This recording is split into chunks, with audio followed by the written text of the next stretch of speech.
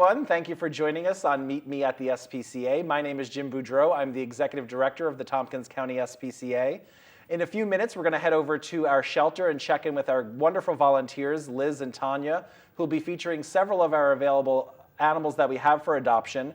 And then joining me in the studio a little bit later, we're going to speak with Allison Myers, one of our long-term volunteers who has been doing kitten foster for us for many, many years. We're going to talk a little bit about our foster program and some of her experiences with the program. So thank you so much for joining us, and we'll see you back here in a few minutes.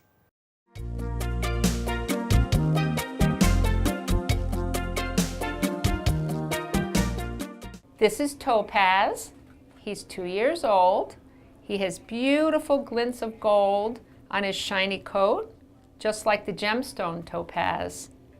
He was found wandering the streets of Lansing. He was cold and hungry when he was brought here. He's much happier now. He's a lap cat, a real lover. He's kneading my pants with his paws. We think he would do best in a quiet home without children, where he can just snuggle with you and be the lover that he was meant to be. Can you show them your beautiful face? He's a really, really beautiful tiger boy. And I think the gold makes him a little bit unusual. Yes.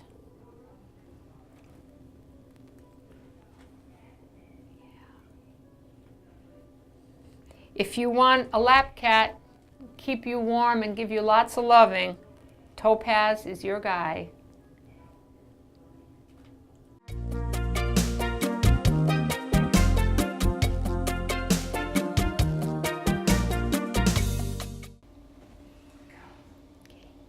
This is Max. He's 9 months old.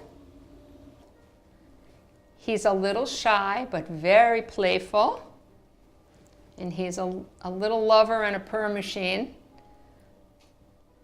He's got a luscious gray coat, beautiful golden eyes. You gonna play? You gonna play with me? Because he's shy, he would do best in a home without children. He gets along really well with all his cat roommates at the shelter. So if you have kitties at home, he'd be very happy to join your family. His owner surrendered him because she couldn't be home enough, and she thought he would be happier in a home where somebody could give him more attention. He loves to be petted. He's very affectionate. He loves to play. He's a young boy with a lot of loving and a lot of spunk.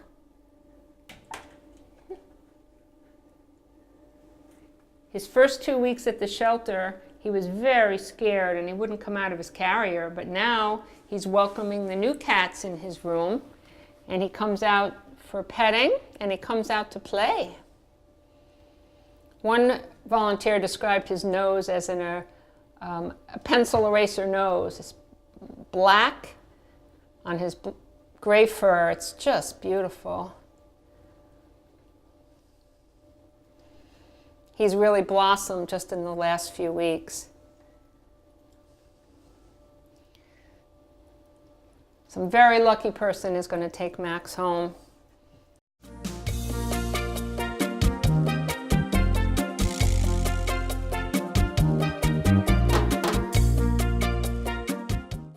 This is Angie. She's 10.5 years old, but she plays like a kitten and she looks like a kitten.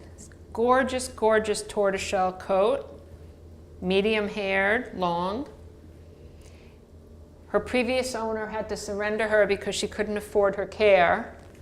But she says in the home she was very affectionate to her and the other cat and playful. She loves scratching cardboard scratchers, which certainly is a nice benefit. She loves to be petted. She'd make a wonderful addition to your home, whether you have another cat at home or you just want a cat with enough personality that she will fill the house with fun and with love. Right, girl? She's a bit of a talker, too. What you saying? You want to play too?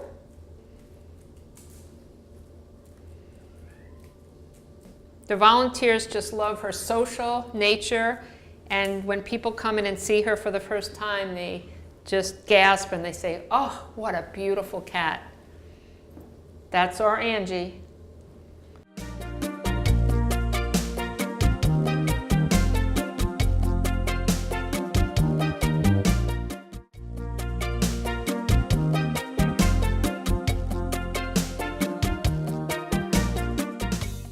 Hi, my name is Tanya, and I'm a volunteer at the SPCA of Tompkins County, and I'm here to introduce you to some of the adoptable dogs at the SPCA. This is Charlotte, who was rescued from a high-kill shelter, an overcrowded high-kill shelter in Alabama a few months ago. And you may have remembered her from the first episode of Meet Me at the SPCA. She was kind of underweight and cowering next to me fearfully. She was adopted by an older woman who was looking for a lower energy dog, which turns out that Charlotte is not lower energy. She's actually quite peppy and full of energy. So a household that likes to be energetic, likes to go out on walks and play with her, that would be a great household for her.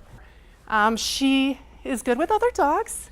She's about a year old, so she's still a puppy, has puppy energy. When she's inside, though, she's cuddly and wonderful. So she's got it all, Charlotte. Are you ready to go outside? I'm sure you are. If Charlotte sounds like the girl for you, come on and meet her.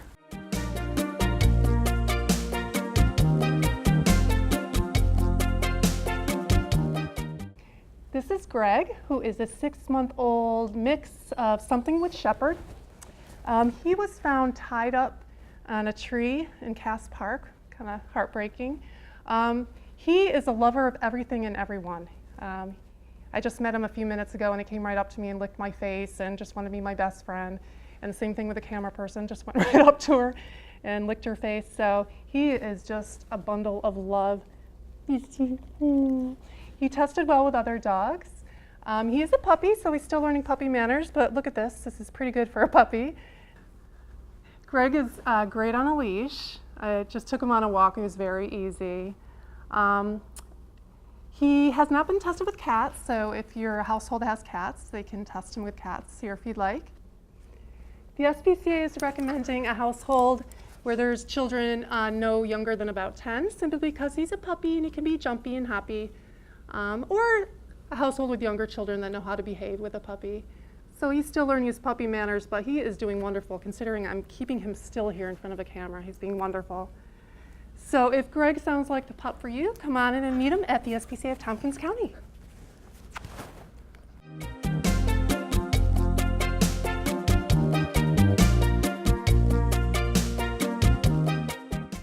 This is Buddy, who is an adorable pointer mix, about 3 months old. He was transported from the overcrowded high-kill shelter in Alabama, so he was rescued and is ready for his forever home. His name is Buddy because he's pretty much everybody's buddy.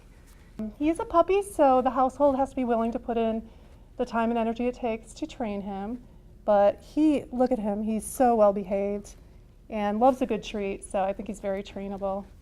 The SPCA has some great resources for a household with puppies. They have puppy classes, puppy play groups, some great behaviorists on staff. So support you through your dog's puppydom. But he is sure to be the star of his puppy class. He is such a smart boy. But if Buddy seems like the pup for you, come on and meet him.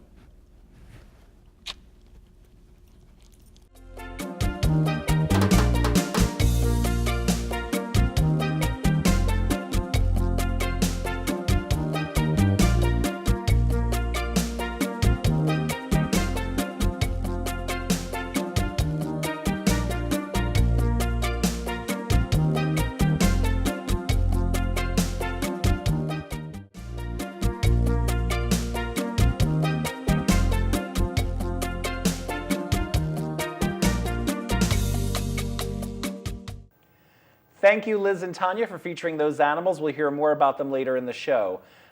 So at the SPCA of Tompkins County, we always have a need for volunteers, and one of the tasks that our volunteers take on is fostering our animals. There's a lot of different reasons why we need fostering at the SPCA. When it comes to our dog population, typically the reasons that we need fostering are they tend to come into the shelter as puppies under-vaccinated. So we might need a 2-week placeholder to make sure that they're up to date on their vaccinations and not susceptible to disease in the shelter. Another reason that we might need fostering for dogs might be a medical foster. They might be recovering from surgery, or they might need just a placeholder to recover in a more quiet environment. Our cat foster is a little bit different.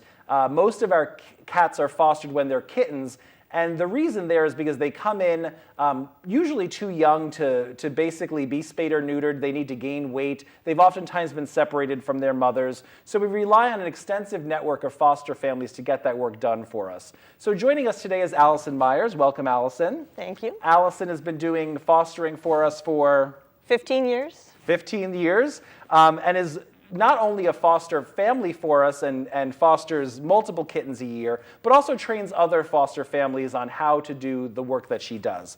So again, thank you for joining us, Allison. How many kittens do you typically foster in a year for us at the SPCA? Well, you know, it does vary. I would say anywhere from a dozen to several dozen. When I first started, it was much more than that, and so it's been nice to see some of our work with spaying and neutering paying off by maybe having fewer litters of kittens every year. And we also only do 1 litter at a time now. So it's a little more manageable in terms of sheer numbers. But it's really, yeah, I would say a dozen to several dozen every summer. Mm-hmm. So walk us through sort of the day-to-day with fostering these kittens. Like they typically need, we know that they need fairly regular and very involved care. So tell me a little bit about what you do and how you work it into your day-to-day life with fostering these kittens. Well, I'm not able, unfortunately, to take the bottle feeders, the really young ones. We have some great foster parents, as you know, who do that. And that is really, they do need to be fed every 2 to 4 hours, day in and day out, nighttime as well. The ones that I take are typically a little older. They're usually starting to eat on their own. And sometimes they have a mom with them. So mostly what I do is provide a place that's a safe and warm and clean environment for them and make sure they have appropriate food and water. Litter boxes, toys, and whatnot, change out their towels, and just basically monitor their appetite, monitor their health, play with them, make sure they're used to being handled by people. I have a neighborhood full of great young people, children, who love to come over and play with my kittens, and I encourage them to do that, because then when they get back to the shelter, they'll be used to being handled by different people. So it really is just what you would do with your own pets. You know, you're providing the space and the love and the attention that they need, and keeping an eye on them if they need medical care, we can get it through the shelter. So really just like you would to take care of your own animals and making sure that they have a good start in life. Mm-hmm. Yeah, and socialization at that age is critical. So the fact that you're getting them exposed to people and a different environment is wonderful too. What made you decide 15 years ago to become an SPCA foster? Well, this was back before the SPCA made its transition to a no-kill or an adoption guarantee shelter.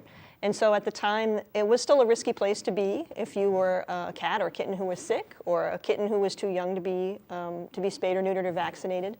So it was actually a group of volunteers who had read about foster programs in other shelters and said, we really need this here.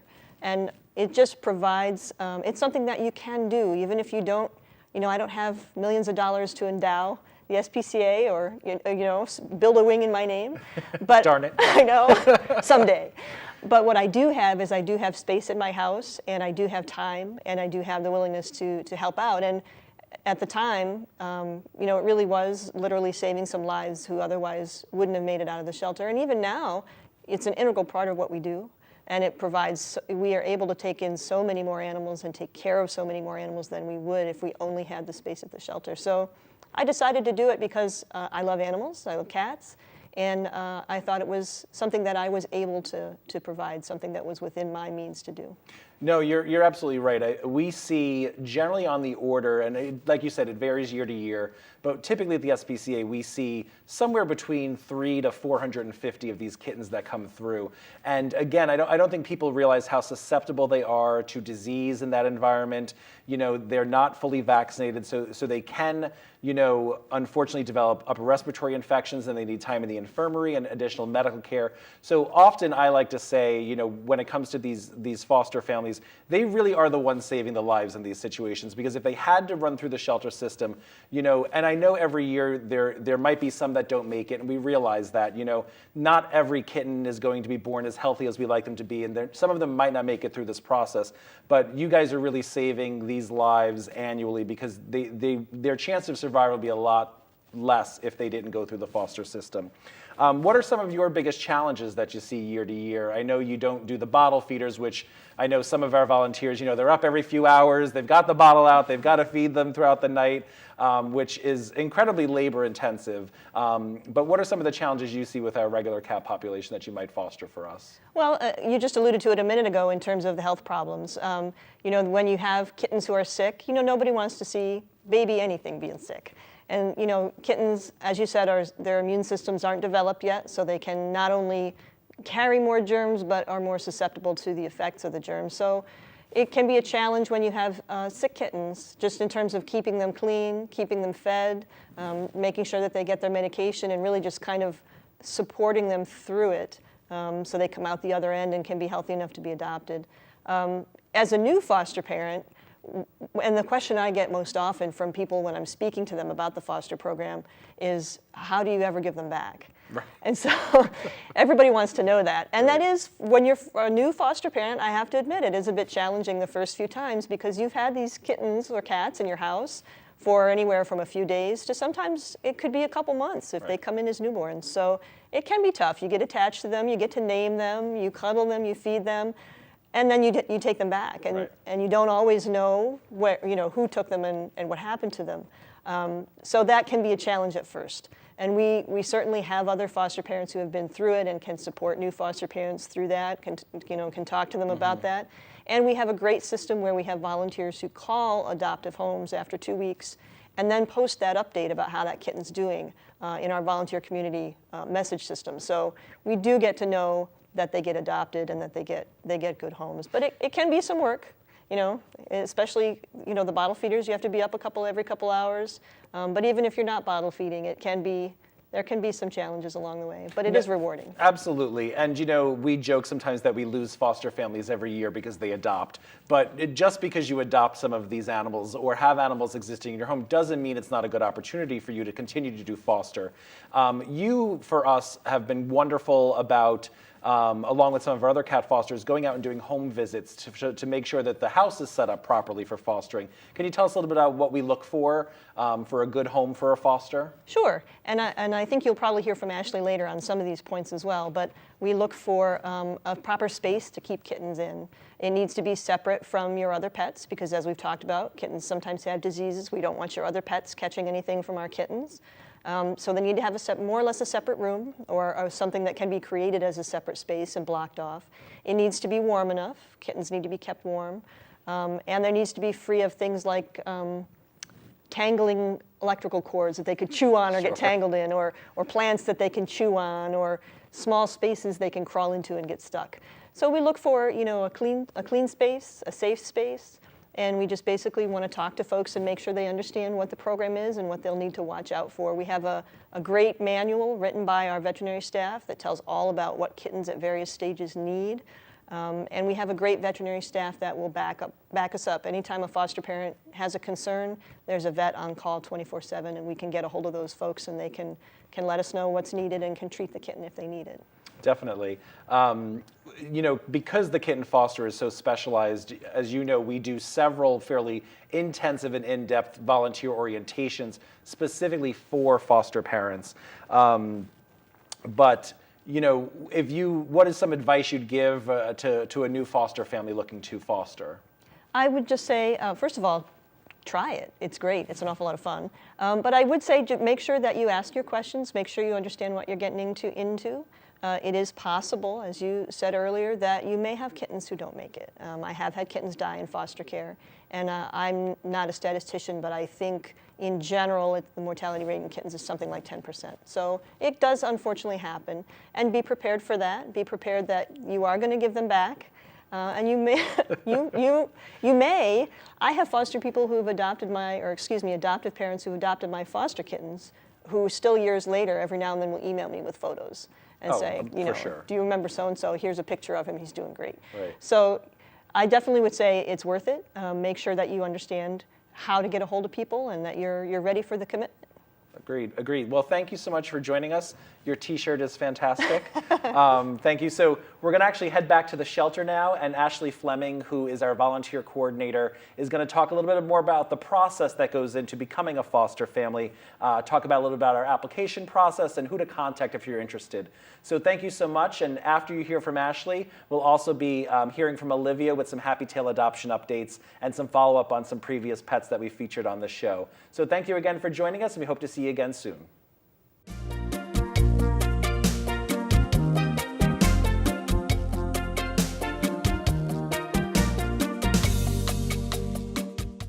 Hi, my name is Ashley Fleming and I'm the volunteer coordinator here at the shelter. Today I'm going to talk to you about why our foster families are so important to us and why you should consider volunteering your time in this way. We are continually looking for foster homes and volunteers to help with dogs, puppies, cats, and kittens. Being a no-kill shelter means finding homes for all animals, and when we run out of space or have animals with special needs, we rely on foster volunteers for help. Foster families help the SPCA save thousands of animals every year. The animals at the SPCA need families and individuals who are willing to offer their homes on a temporary basis to shelter residents in need. Foster care ranges from a few days to a few weeks and has an enormous impact on the health and well-being of animals prior to adoption. The most common reasons that animals are put into foster care include, first, kittens and puppies that are too young to be spayed or neutered. When the animals are about 8 weeks old, they can be spayed or neutered and made available for adoption. Second, mom cats or mom dogs who are nursing a litter of kittens or puppies. Although the shelter is a safe environment, it is not the best for raising babies. Third, cats or dogs that are being treated for injuries or illnesses or that need help working on behavioral issues. Some people hesitate to foster because they worry about the cost. However, all we ask of our foster parents is to provide a home, their time, and lots of love. The SPCA will provide all vet care and medicine, all supplies including food, litter pan, anything you need, and also 24-hour support for questions or concerns. Fostering a pet is a wonderful and fulfilling role for anyone, whether you'd like a little more company in your home or you have a family ready to share the love. Fostering helps teach responsibility, patience, communication, kindness, so it's really a wonderful learning opportunity to share with your kids. If you're interested in fostering and would like more information, visit our website at spcaonline.com and look under our volunteering tab under the foster care page. This is also where you'll find the application for both feline and canine fostering. All applications can be submitted by mail, drop-off, or by emailing me at ashley@spcaonline.com. Once we receive your application, we'll email you to confirm we've received it and work on getting you set up for a home visit. I hope to see your application soon.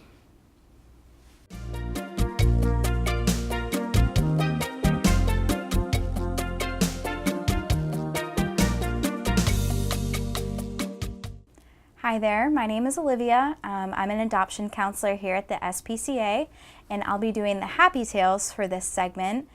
We had quite a few adoptions this week, and a lot of them were from our previous episodes, so let me tell you who was adopted this week. So first we had Lily, Darla, Sabrina, Kiko, and Shelby. We wish them good luck in their forever homes, and I'm sure we'll see lots more pictures on our Facebook page. And then here are some letters that previous adopters have written about some of our other dogs that are in their home right now. So first we have Roscoe, and it says, "Here's a little update about Roscoe, aka Fitz the deaf pup. He's doing great. He has adjusted well to our family. He loves his brother so much, and they are inseparable. Thanks for letting us adopt him. He is truly a blessing." And then another one is from Lila the cat. It says, "A volunteer named Marge called yesterday to check in on Lila, formerly Tango, and I greatly enjoyed giving her an update on my little girl. I can't believe it's already been 6 months since I brought her home. Lila is incredibly sweet and affectionate, always wanting to be nuzzled, but she's also full of spunk and endlessly entertaining. She loves talking to herself, shredding paper, and engaging in vicious battles with toy mice, as well as with her big brother, a 1-year-old Australian Labradoodle puppy. Thanks again for all the hard work you do. And last, we have Max, the dog. And it says, hello to everyone at Tompkins County Adoption Center. Well, it has been 1 year today since we adopted our little puggle Max from your adoption center. He has learned so many new things in the year we have had him and has brought a lot of joy to our lives. He has learned how to speak, sit up, and give both his paws at one time. He has learned how to sit, lay down, and stay still until we say okay, and then he gets a small treat. He loves his walks, although this winter in Connecticut has not been suitable for walking. So much snow. We can't wait for spring to arrive so he can go and run in our yard. We wanted to share these pictures with you of Max 1 year later. Those are some great updates, and I'm sure we'll have a lot more in our segment next week, so stay tuned for Happy Tales next week.